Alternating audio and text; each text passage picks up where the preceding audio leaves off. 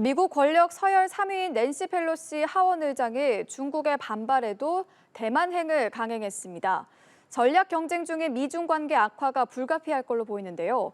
심각한 후과가 있을 거라고 경고했던 중국의 대응이 주목됩니다. 강은나래 기자의 보도입니다. 중국의 경고에도 아랑곳하지 않고 대만 땅을 밟은 낸시 펠로시 미국 하원 의장.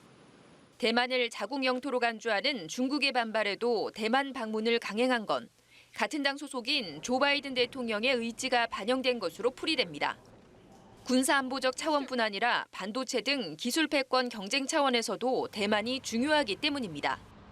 무엇보다 바이든 대통령 입장에선 펠로시 의장의 대만 방문이 무산된다면 안 그래도 불안한 11월 중간 선거에서 더 큰 타격을 받을 수도 있기 때문입니다. 바이든 대통령은 도널드 트럼프 전 대통령에 비해 중국의 약한 모습을 보인다는 비판을 종종 받아왔습니다. 바이든 대통령으로선 일단 미국이 중국의 협박에 굴복했다는 비판 여론에서 자유롭게 됐습니다. 이에 반해 시진핑 중국 국가주석 입장에선 펠로시 의장의 대만 방문은 3연임을 결정할 가을 공산당 대회를 앞둔 상황에서 분명한 악재입니다.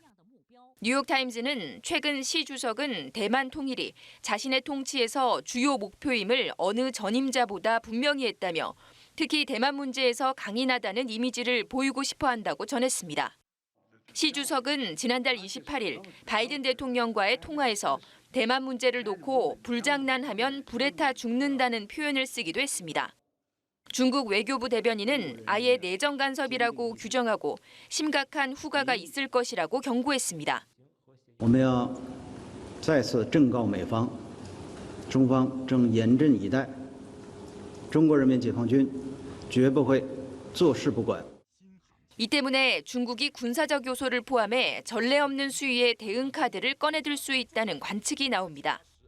펠로시 의장의 대만 방문은 대만 해협을 두고 벌이는 미중 간 전략 경쟁에 기름을 끼얹는 격으로 우크라이나 전쟁의 확장판이 될 수 있다는 우려마저 나옵니다.